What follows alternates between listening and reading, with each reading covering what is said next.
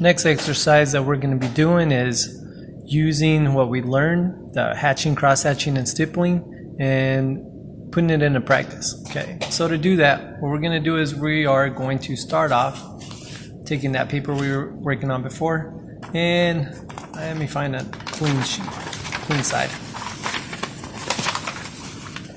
Going to start off by making the box letter of whatever first letter your name is. So in my case, I'm going to go ahead and make a D. All right. And once you have that box letter, well, we learned about this in class earlier, right? Making the box letters. Once you have that, you're just going to go into it and just add some squiggles. All right. Don't go too crazy with it, but we want to break up this background. Be sure and end up where you started, okay?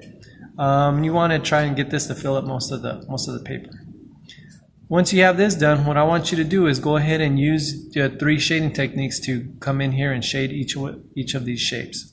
So let's say this one right here, want to go from really dark and then fade it out. You'll notice that I'm using my hatching technique. And the most important thing in my class is you're doing this exercise in all your drawings. Do not ever smudge, okay? Don't ever smudge with your finger because that just ends up making a big mess and everything looks gray. Well, good drawing should have really dark values, and just using your pencil you should be able to blend that out, just kind of like at a barber shop, right? Where they're giving somebody a fade. You want to just have it go from dark to light naturally using that technique that you learned, okay?